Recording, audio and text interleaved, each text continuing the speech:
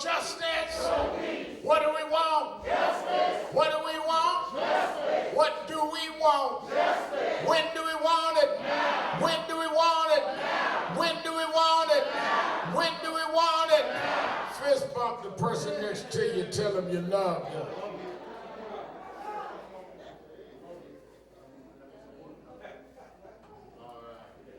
Certainly we're happy to be another Saturday morning for the Saturday Action Rally. And as we are convening, as we do every Saturday, to report on our work and action for the week, certainly we are happy to give a report every Saturday morning. A lot of folks claim to be moving, but we only hear from them when things are of a certain level of notoriety. But for 29 years now, we've been meeting every Saturday morning, giving our report. Let's give a hand to our presider, Attorney Michael Hartley.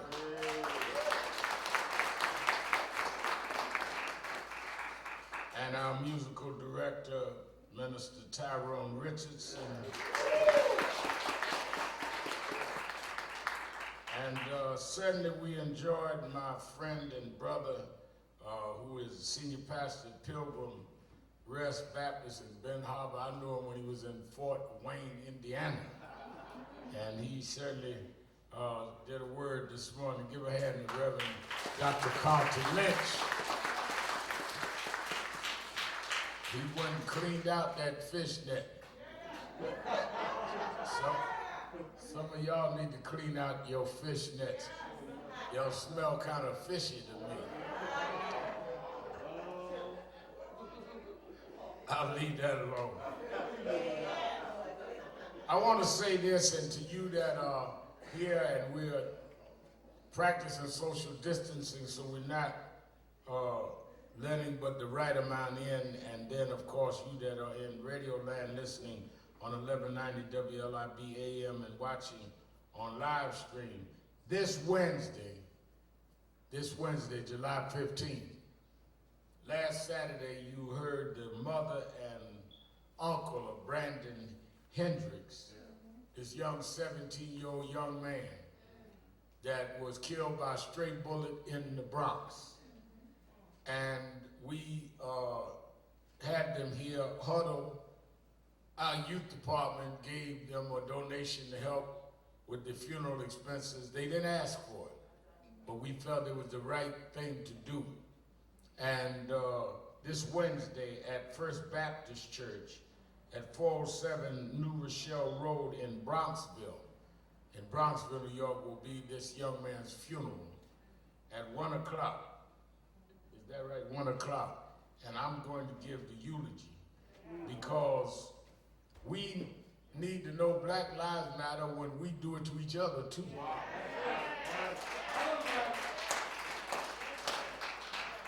Black Lives Matter don't only matter when others shoot us. We got to value our lives so that we're not out here gang banging and shooting at each other.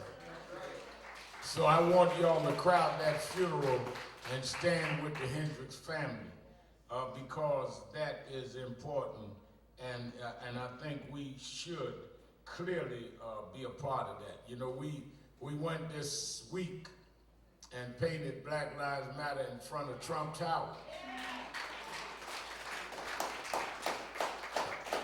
The mayor and all of us painted Black Lives Matter, and used to be Trump was on, Trump Tower was on Fifth Avenue, now it's on Black Lives Matter Plaza.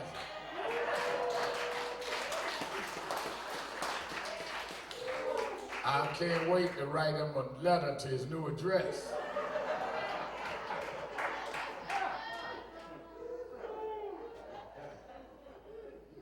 But then, you know, if you work a while, Reverend Lynch, and if, you know, the Bible talks about race isn't given to the swift nor the strong, but to those that can endure to the end.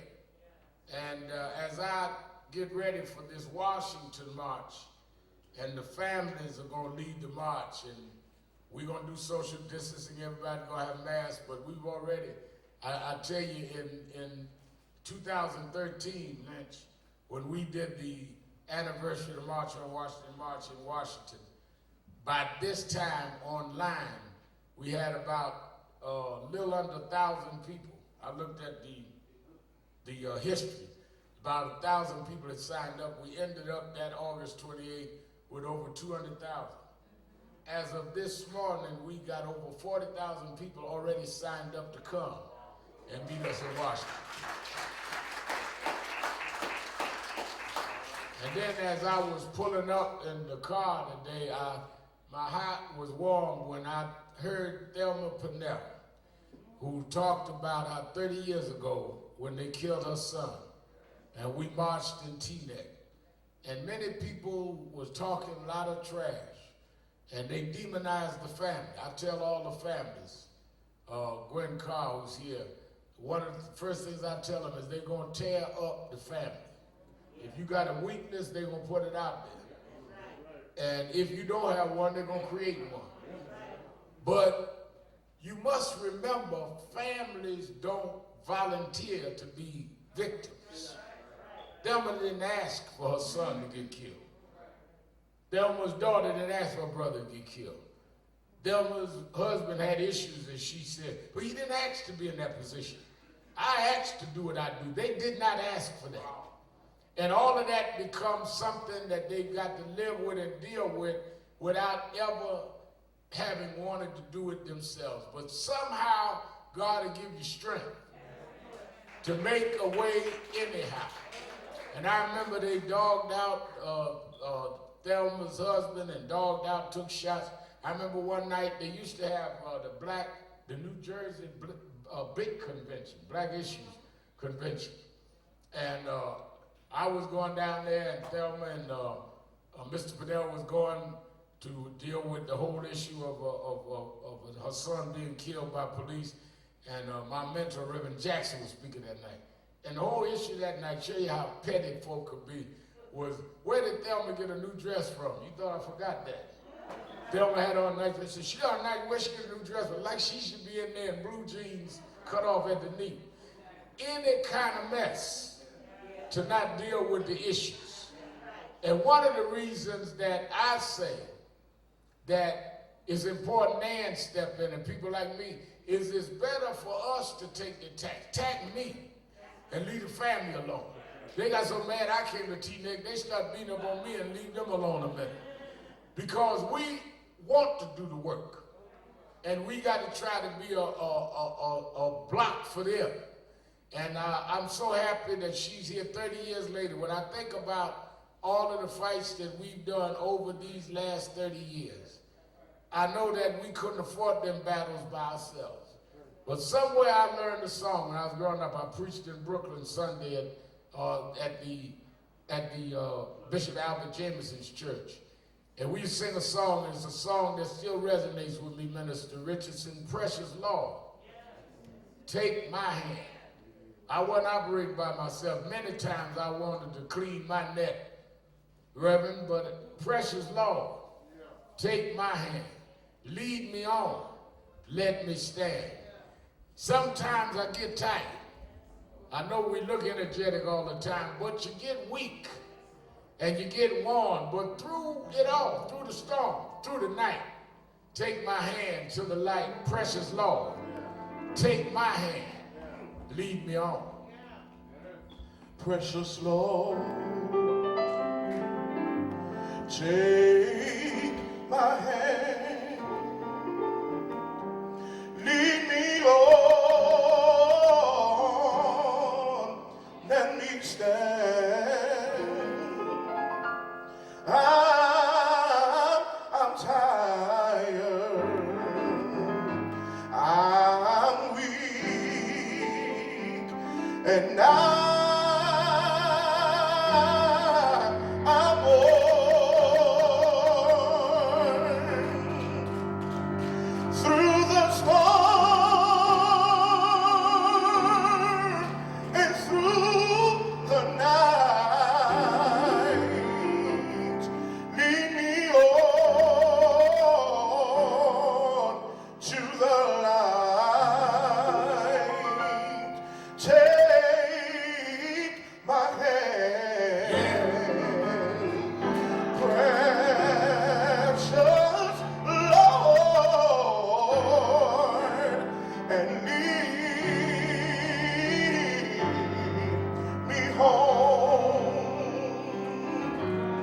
when my way grows dim. Precious Lord, linger near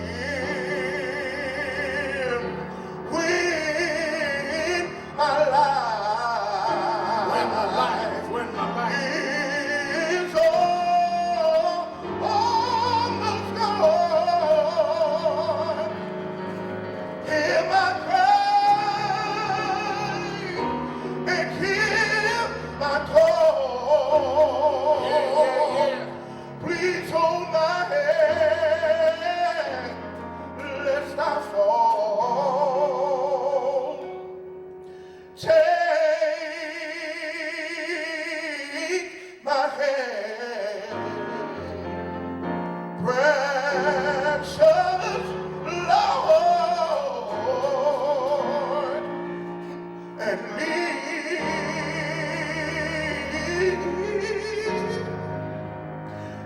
me home.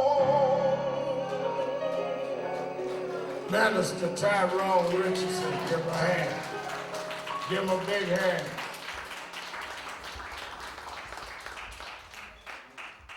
Certainly, as we go into this coming week, let me remind all of you that this struggle is one that you need to fight in season and out of season. One of the things that is important, and we're doing a live stream trial about Eric Garner. I'm working with Esau and them on that. I'm working always with the family, and they're doing things around the Purnell case and other things, and we should, because you cannot depend on media to drive your movements. You gotta drive the media. And they will forget you as quick as they will cover you. Some folk get caught up in the light. You got to know how to use the light, not let the light use you. Because it'll be gone in a minute. And you will have to live with the rest of it in them cutting the light off. One of the reasons they didn't like me so much coming up is I would do dramatic stuff to get the spotlight on the issue. Yeah, I grew up in New York. I used to tell Reverend Jackson and Reverend Jones and them that I grew up under, they come from down south. And down south, all you had to do is send out a press release and everybody get excited. I grew up in New York. So you had Broadway lights and Times Square and the Statue of Liberty and Greenwich Village, all that. So I had to cut up to get some attention on what we were doing, because they got plenty of distractions here. So that's why we would march in Howard Beach or Bensonhurst or whatever, or Teaneck, because if you didn't dramatize it, they would ignore you. Y'all with me? Well, 2 weeks ago, every station, we're talking about Black Lives Matter. Now they back into what's going on in Texas and what's going on in Arizona. That's why you got to go for the long struggle. And those that will be there, and they're going to have to deal with Washington because we coming in the middle of a pandemic. You got to be in for the long haul. I'm tired of these sprinter activists that only run a minute. I want me some marathon activists that'll be here for the long haul. I look at Thelma and her daughter. I think about a lot. We had a whole bunch, Reverend Marshall, of young activists in New Jersey. Young, I mean, I couldn't hardly get out there. Well, I'm in charge of the youth for the Boo Boo, and I'm in charge of the youth for the Yu Yu, and I'm the head of the students for the Bang Bang. And where all them folk at now?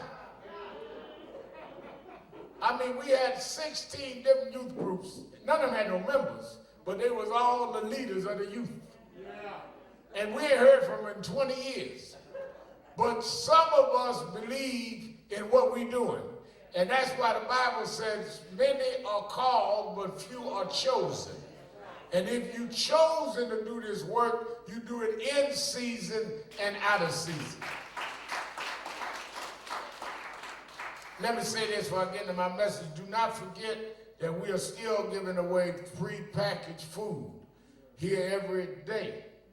and Sister Katrina Jefferson and Reverend Stephen Marshall has done a wonderful job with our volunteers.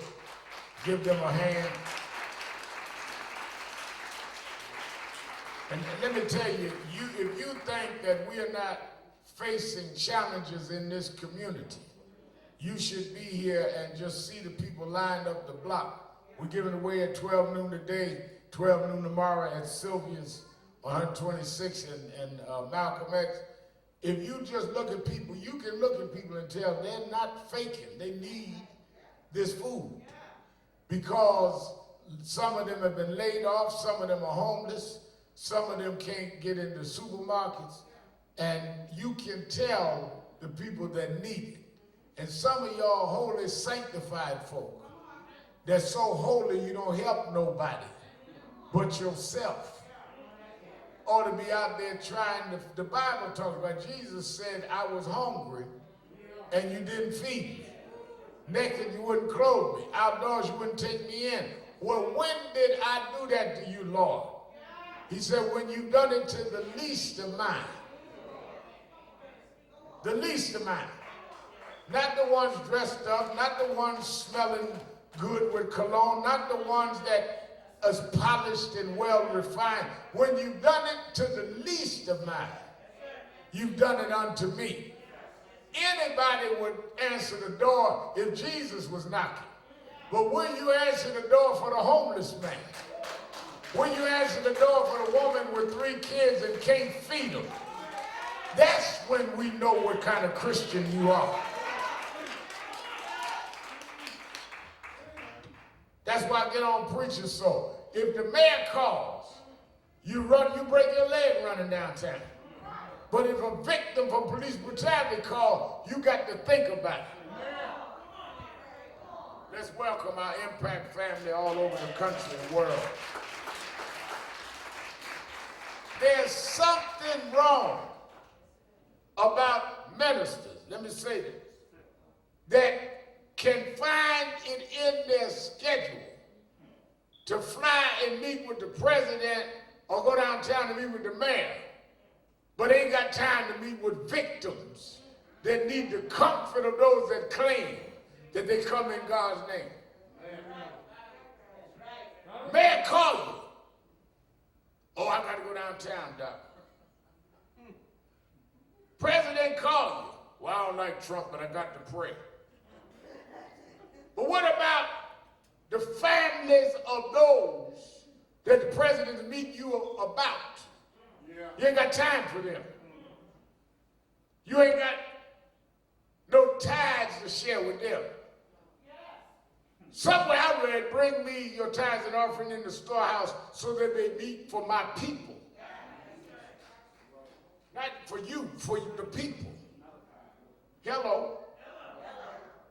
And that is why we are calling the march on Washington. Because ordinary people that they're now taking off the media, we need to put back front and center that they've not done justice for George Floyd and for Arbery and for the families of Breonna Taylor. All of the families will be there with us. Philip Nell's family and Eric Garner, because we want this country to have laws that protect us from criminal policing. We're not against police. We're against criminal policing. We want police to follow the law like anybody else. So I want everybody that is listening to me and watching us on Impact to be with us in Washington. I announced earlier today, we got about 40,000 have already signed up. You need to be on the list. We got a mask for you. We're going to have you social distance, and it's outside. We want everybody to stand up because they're not going to make this an issue. We've got to keep it an issue. Today on my show on MSNBC, 5 Eastern, Politics Nation, I'm going to have on the Speaker of the House, Nancy Pelosi, asking her about the George Floyd bill in Congress. Today and tomorrow I'm on at 5, but today I have Nancy Pelosi among others. We want legislation The reason that we had the problem with both Gardner and Purnell is the laws were not right. The law right now and the law in their time of the time that they faced their tragedy, the law says if a policeman feels that they are under threat, they can use deadly force. The bill that we have, that Pelosi and them are pushing through, is that the policeman must prove he had no other alternative but to use deadly force. That's a whole different world. They shot Philip Purnell in the back. They choked Eric Gardner, and he yelled, "I can't breathe," 11 times. In both cases, you had other options. But the law didn't cover that. That's why we got to change the law.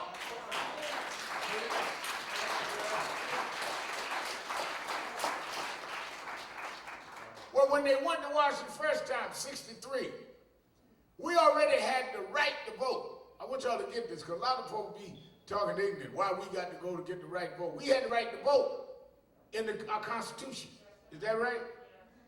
What the march was about is having a law to protect the right to vote.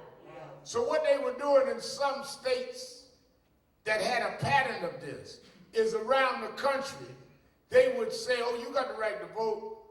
Now, you got to pass this test. How many jelly beans in this jar?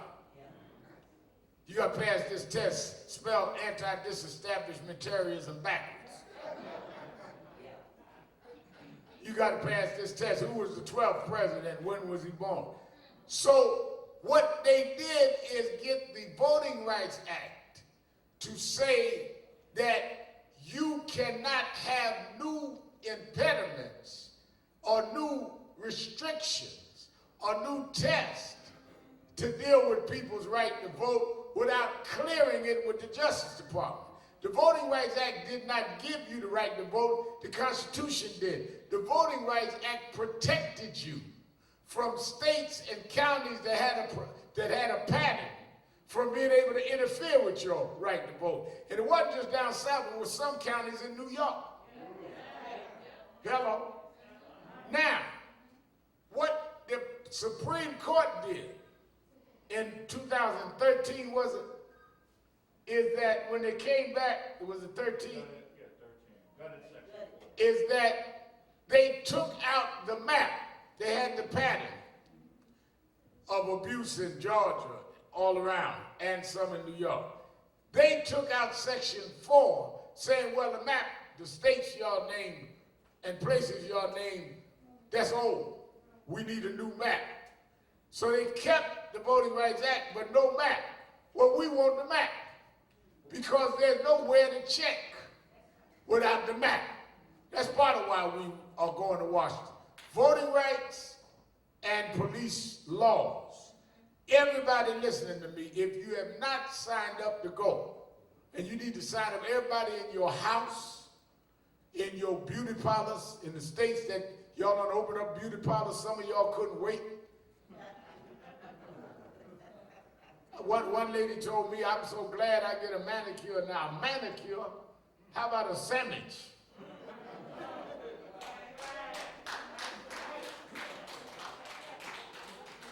But if you have not, if you're in one of those states, call the toll-free number or go online and register now to go to Washington with us at www.nationalactionnetwork.net, www.nationalactionnetwork.net, or you can call the toll-free number. People at the phone right now, 1-877-626-4651, 1-877-626-4651. Now, one of the reasons that it also is important is that we must show that we don't need the media in order to drive movements. They need to look out there and see thousands of us addressing the national government. Because if we make the Senate, which so far has not taken up the George Floyd bill, if we make the Senate take it up like the Congress is, That's why I got Pelosi on today. Then we have federal law. So the state's laws are superseded by federal law. That's what the civil rights movement did in 63, 64, 65. Otherwise, you got to go state by state. I told you last week, the Arizona law that they passed here making chokeholds against the law. You go through the Holland Tunnel, that law don't apply in New Jersey. Because that's a New York state law. We must make federal law. And that's only done in Washington, D.C. So I want y'all to be there, and I want y'all to be there in strong numbers.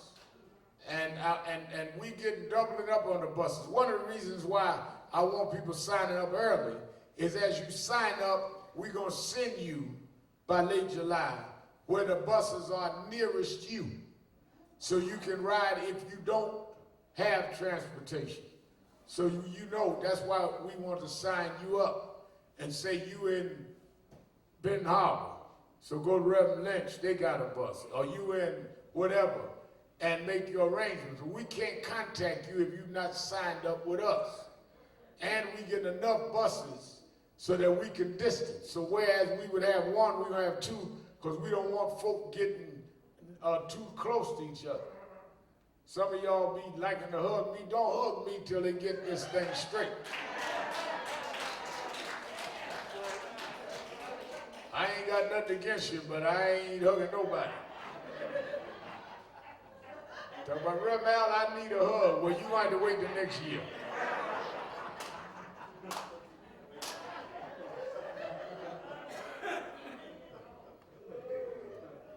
I went to hug my grandson. He took out a little gadget and took my temperature.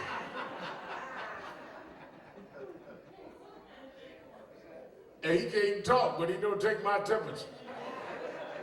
Say, you in the risky age group, the granddad. I got to see if you got the right temperature. Let's just check this thing out. He ain't but 1.5, but he's trying to get to 2. Ain't no use in playing with it. The other part of this, let me tell you when you see the blatant racism, it is unbelievable if you study history that we have a president, I'm talking about Trump, that is defending Confederate statues.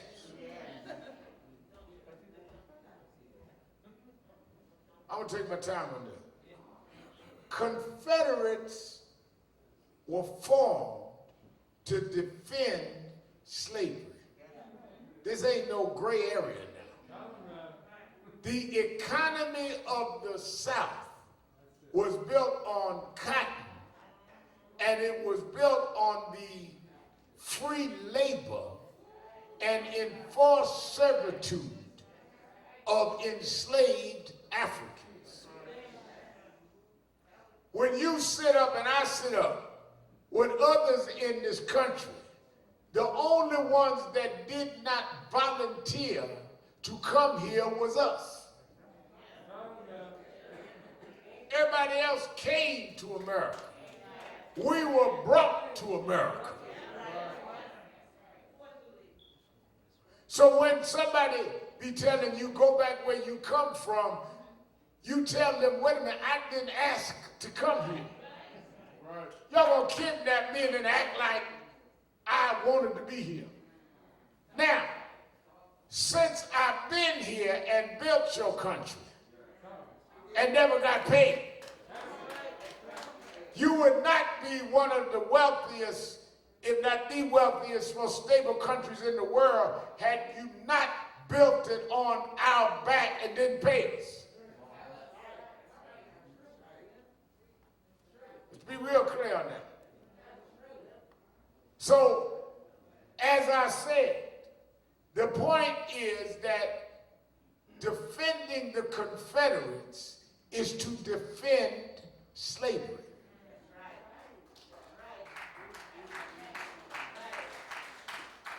It is also defending people that committed treason against the United States. Let me tell you something. I said on somebody's show yesterday. John Wilkes Booth was an established stage actor. After Lincoln and them had fought the Confederates, Abraham Lincoln, President of the United States, went to the Ford Theater to see a play. Y'all with me so far?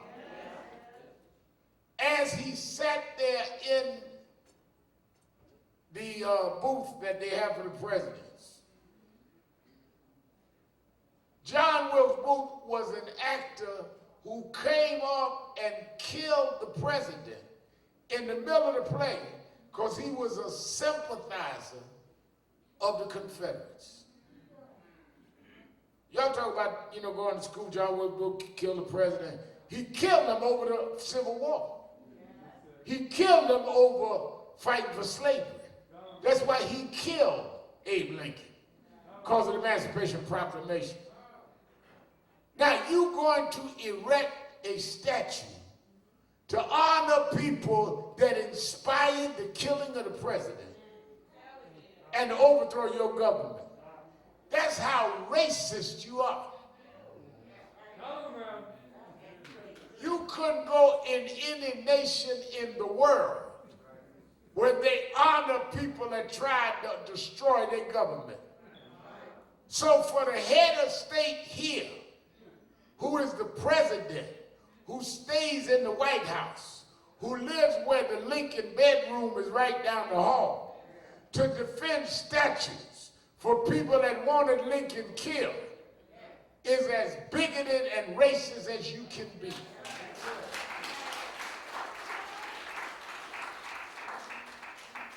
At least when they marched in '63, if you read the speech Dr. King gave, he talked about the state of Alabama with the governor's lips dripping with the words of interposition and nullification.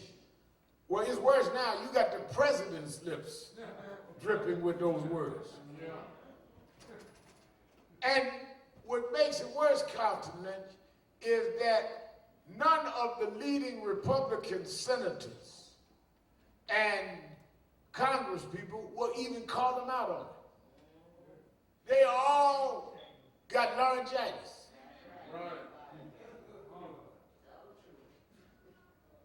If we say something, they all take turns attacking us. This man defending Confederates that tried to overthrow the government they're in. And they say nothing. This is not a side issue.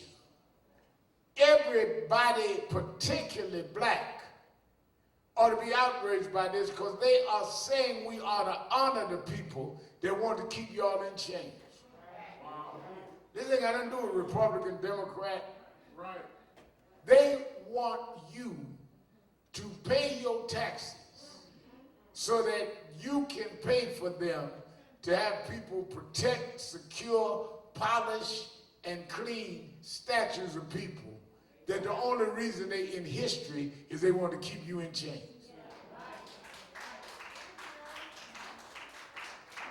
They got Confederate statues and naming bases, military bases, after slave owners.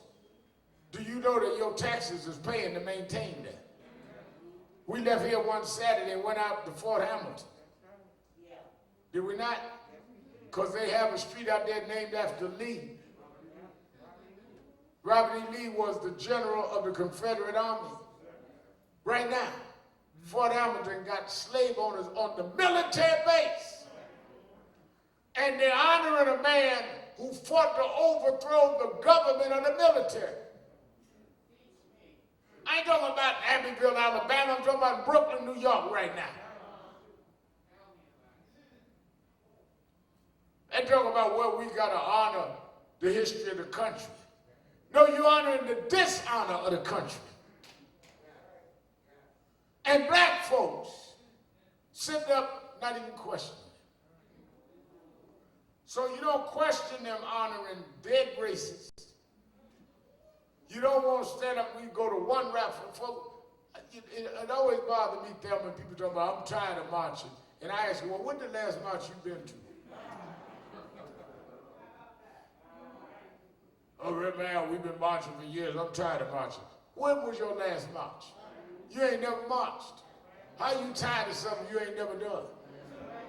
That's like me saying I'm tired of ballet dancing. I ain't never ballet danced. If more of us was marching, we'd have got more done.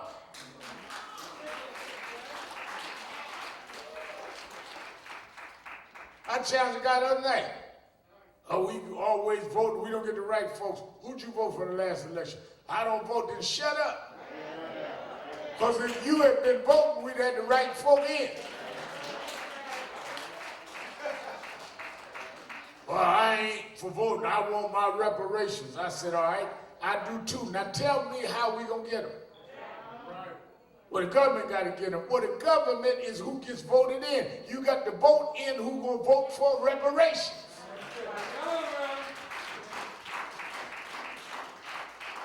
How you gonna say you want something, but you gonna let the folk that'll never give it to you take office? You ain't gotta tell me about reparations. 2019, National Action Network Convention.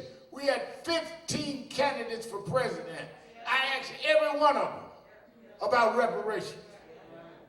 Made it go on a presidential level because they have to answer when they sign the bill. But if you don't elect enough members of Congress and Senate to even get H.R. 40 passed, you just talking loud and saying nothing. Because it's easy to run your mouth. It's harder to do the work after you done said something. Don't nobody care that you mad. I'm just angry, I'm mad. They don't care, they glad they got you mad. If they cared about your feelings, they wouldn't have set the system up the way it is in the first place. What gets them is when you organize and mobilize and keep coming.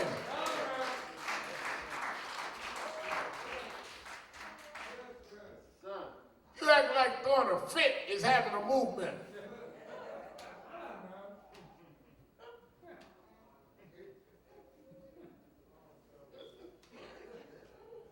I kept getting into this back and forward with her boss. Finally, she couldn't take it no more.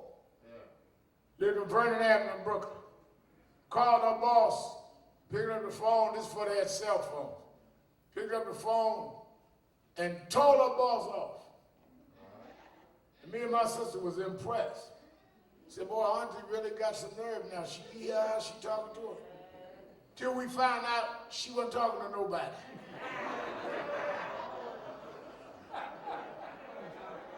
Because the phone rung. Which I looked at my sister and said, if the phone rung now, that means she ain't talking to nobody. And she answered the phone, and the same one she was cussing at was the one calling. She said, yes, ma'am. I'll be right there, ma'am. And that's who y'all are. A bunch of folks screaming and hollering with closed down phone. Ain't nobody listening to you unless you organize and get their attention. You ain't connected if you are not involved in some real organizing.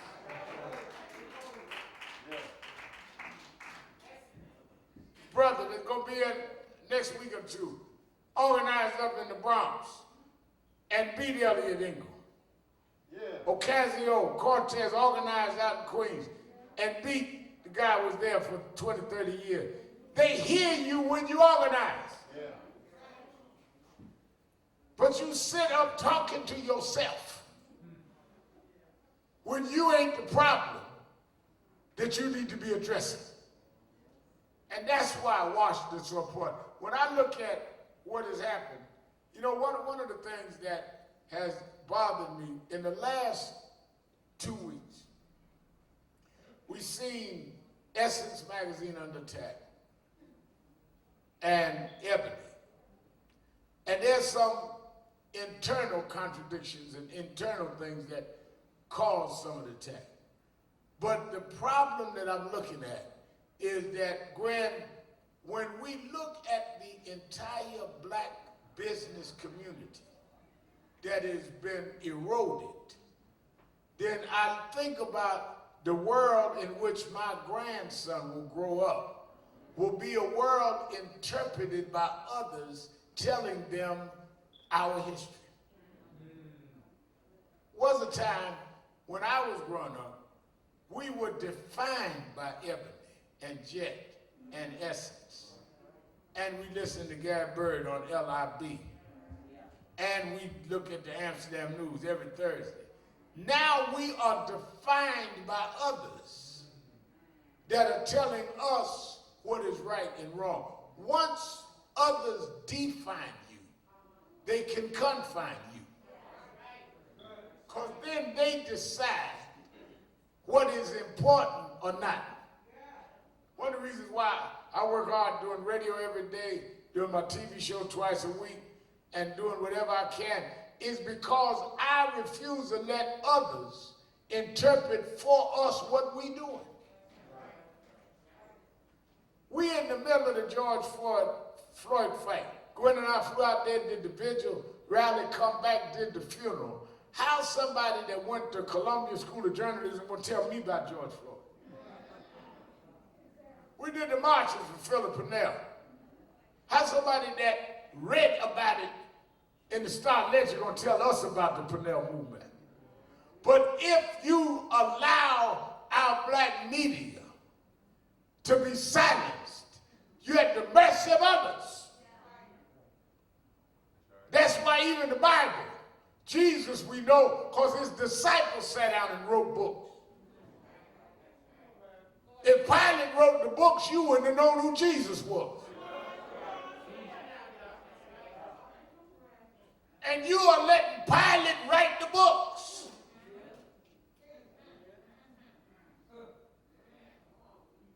Well, you know, they got another agenda. Don't trust them. What's the agenda? Well, Choplin and them just want attention. That's why we out there. That's right, we do want attention. You shot our son in the back. That's our job, is to get attention. Well, they just want some money. Who gonna pay us?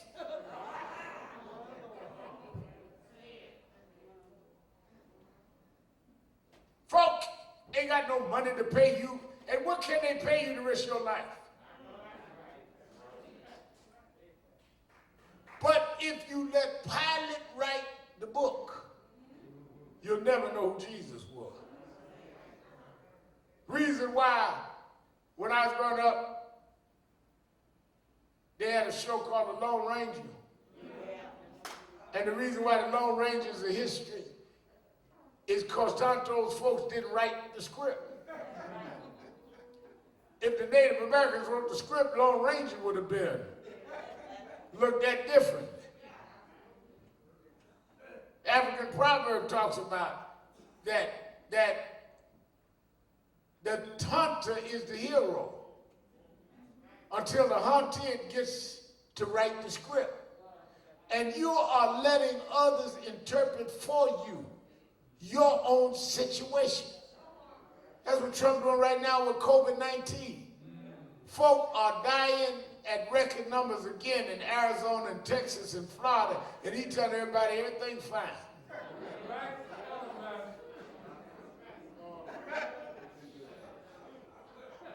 They packed out in ICU clinics. Don't worry about nothing. We're doing fantastic. Yet, when the president of one of them countries come to see him this week, he made him check him for COVID. He won't wear a mask. But he got everybody around him checked out 2 or 3 times a day. But it's who gives the message. Be careful where you get your message from. Trump out there talking about old sleepy Joe Biden. He ain't but 3 years younger than Biden. You imagine a 74-year-old man talking about a 77-year-old man?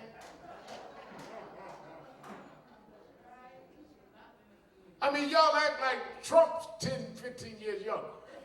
Till they caught him trying to walk up them stairs.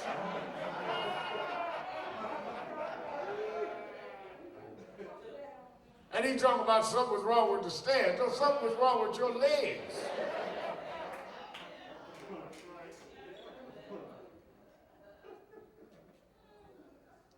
But it's where you get the message. One of the things that we must do in this era, as we fight to change the laws, is we must reestablish the support of our black media to be in charge of telling our story.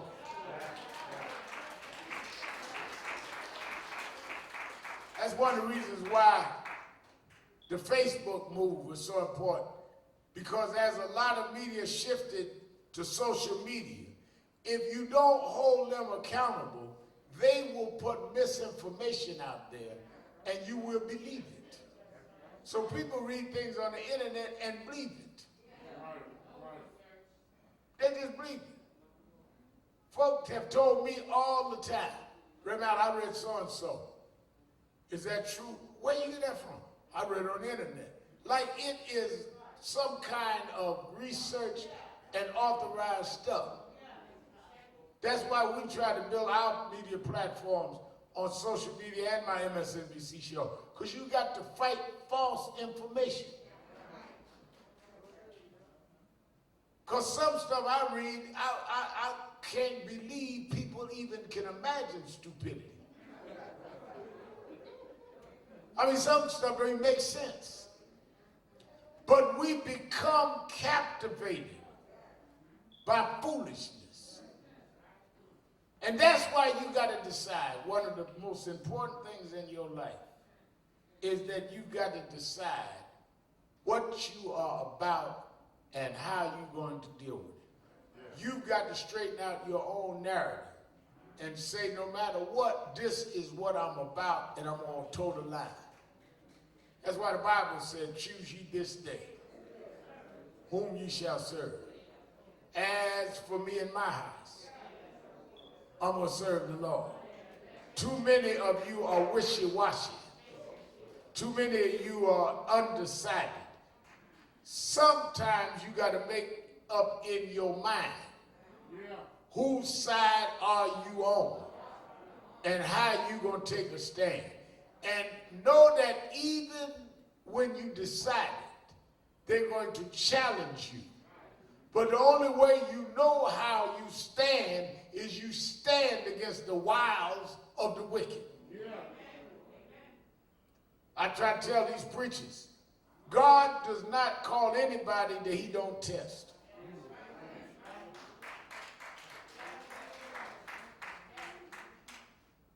And you got to ask yourself, Katrina always talks about my morning meditation. One of them I did this morning. You must ask yourself, everything you do, how do you think that's going to end up? I talked about to a friend of mine the other day that was saying to me, Reverend Al, I ain't doing that well. I ain't got no money. Can you lend me a few dollars? And I asked him, I said, well, all the years I've known you, every relationship you got in, you cheated. Every business deal you got in, you did something slick. Every situation you had, you found a way to undo it. How did you think it was going to end up? I mean, I just want to know. And you need to ask yourself, whatever it is you're doing, how do you think it's going to end up? If you sow mess, don't you know you're going to reap mess?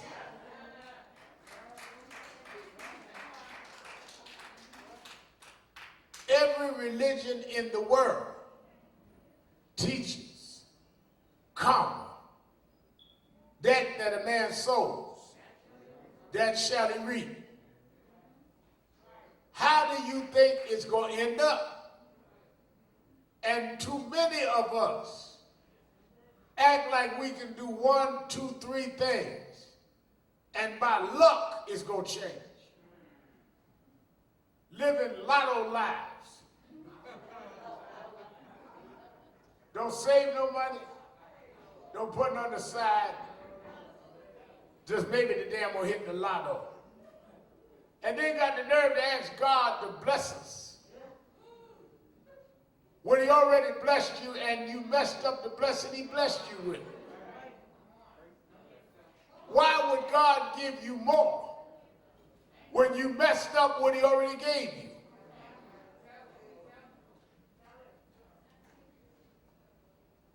Lord, help me. He already did.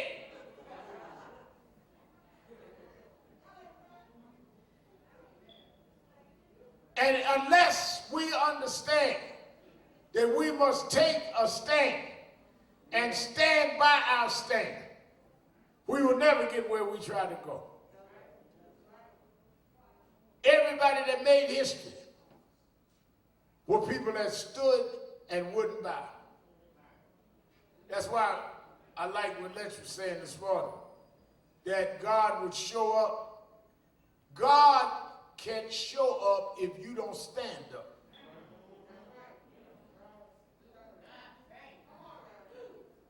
If you ain't standing up, don't look for God to show up.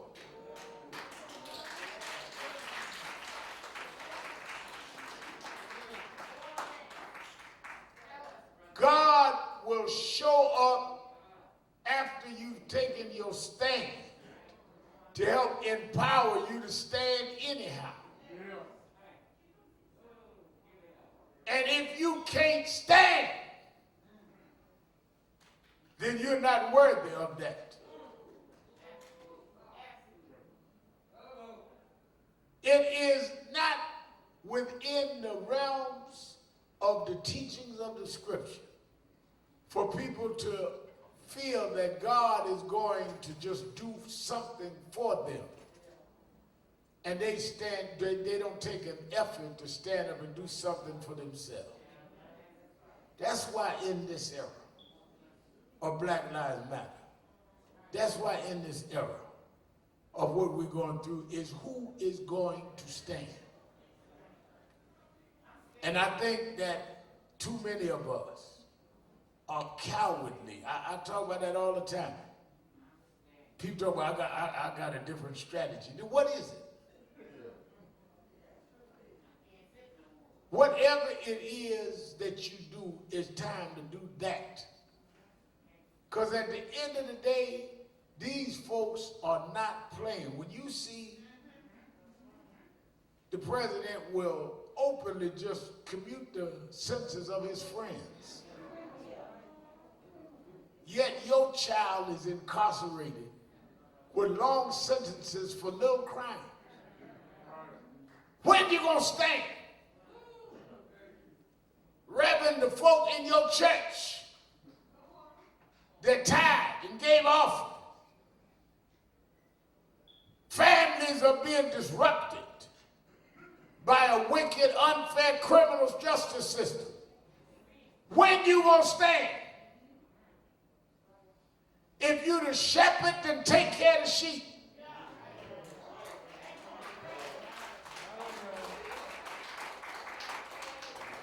Shepherds protect sheep. Shepherds don't protect the man with the lamb business. Shepherds don't protect the man that takes the sheep's garments and make clothes. They protect the sheep. And too many of you want to be shepherds and watch the sheep being slaughtered and won't stand up and speak for them.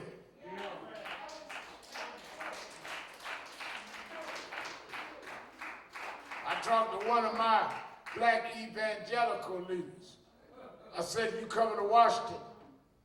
No, I don't know, Rev, I got to see. But if Trump called you, you'd go.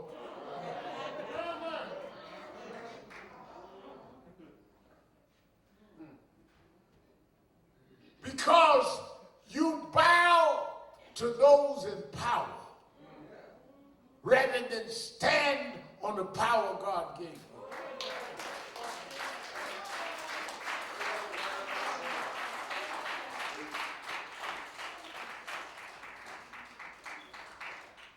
Don't preach about rulers in the Bible if you bow to the rulers of today. You don't have the moral authority to talk about the wicked in power if you are enamored by those in power now. I know Trump. I know Trump way before he thought about running for president. I stood up to him then on Central Park 5, and I stand up to him now because I'm not enamored with power. And Trump don't care nothing about you. You become a photo op for him. But how you going to explain your life at the end of your journey? How you going to talk about God will make a way, and every time God needed you to stand up, you sold out? Too weak. And then you got the other side that are self-indulgent. They won't support nothing. People calling the staff right now, going, the march y'all having, am I speaking? Are you organizing some buses? Well, I want to know on the program. Are you bringing somebody? Are you raising some money? If your name ain't in the headline, you ain't coming. So it ain't about Eric Garner. It ain't about Philip Pennell. It ain't about George Floyd. It's about you. Well, I should be on the program. Get you 4 or 5 buses. Help us make this happen. But your ego is not our agenda.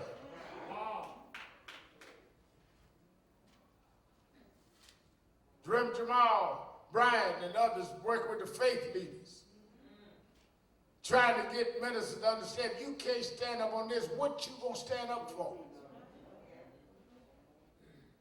And that's why I'm gonna end it with this. That is why when I was listening to Lynch's message this morning, the thing that you got to understand is one of the reasons that a lot of folk don't stand is because they're scared.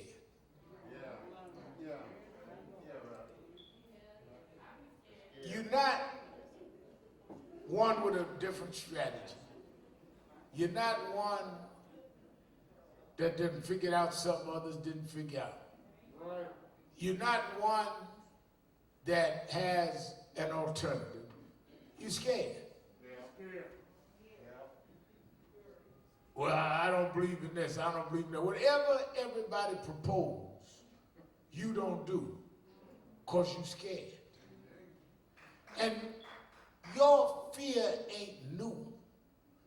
All the way through the Bible, those that would stand always was in the minority.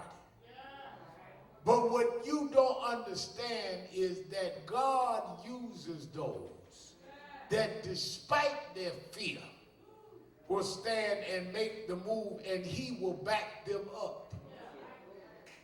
We like to talk about that story about Nebuchadnezzar throwing the 3 Hebrew boys in the fiery furnace. Well, let me explain this to you, and I'll let you go. The reason the boys went in the fiery furnace is they wouldn't bow to the music. Y'all know that story. He had composed this music, said when you hear the music, you got to bow. And then there's some snitches came and told on Shadrach, Meshach, and Abednego, and said, "Mighty king, I don't want to start no trouble." Because, you know, snitch know how to tell on you. Say, "I don't want to start no trouble, but I noticed that when the music plays, Shadrach, Meshach, and Abednego won't bow." And he sent for them and asked them and told them, "I'm going to heat up the furnace 7 times hotter than ever before, and if you don't bow, I'm going to throw you in the furnace." Now, they knew what the verdict would be. They knew what they were going to face. Why would you stand up if you know they're going to put you in the fiery furnace? That's where faith comes in. Because faith tells you that they can put you in the fiery furnace, but God can take the heat out of the fire.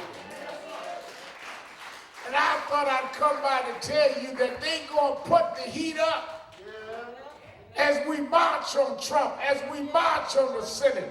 They gonna turn up the heat, but God controls the heat that they turn up. They can turn up the heat, but they can't burn you because God will stand in the flame.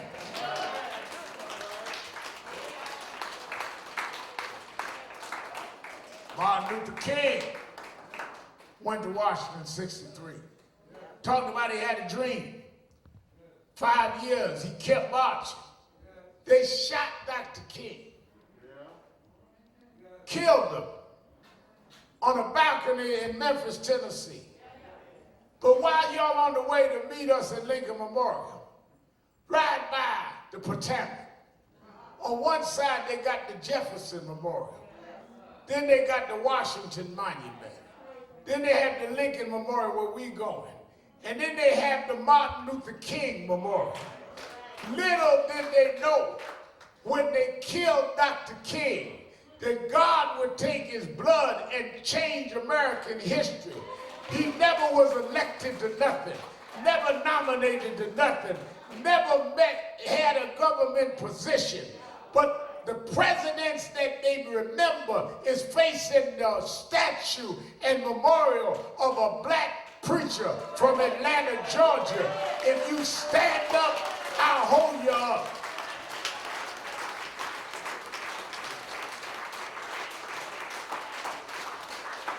I tell the story all the time that I remember telling Martin Luther King III one night. We were flying back into a certain city. And Martin and I were sitting next to each other. And I thought about it as we looked over the landscape of the city. I said, you know something, Martin? Your daddy won. He said, well, what do you mean? I said, I know he died before his 40th birthday. Left a beautiful widow and his 4 children. But he won. He said, how you say that, Al? I said, remember how your mother used to tell us that when he was growing up, he couldn't go to the white school in Atlanta. He had to go to the Booker T. Washington High School for blacks. Do you realize that the second Monday every year, that what was the white school is closed to celebrate your daddy's birthday? The post office is closed. The courthouse is closed. The judge that used to rule against him is closed. The bailiff is closed. The Internal Revenue is closed to celebrate the birthday of a young black boy born in segregation in Atlanta, Georgia. If you be faithful over a few things, God will make you ruler over many things. Weeping may endure for a night, but if you stand up, if you hold out, if you keep on marching, if you keep on going, joy, joy, joy coming in the morning. I know it's rough, I know it's tough, but I ain't gonna let nobody turn me around. I ain't gonna let nobody turn me around. I ain't gonna let Donald Trump turn me around. I'm gonna keep on marching. I'm gonna keep on walking, marching up the Freedom Road. Yes, yes.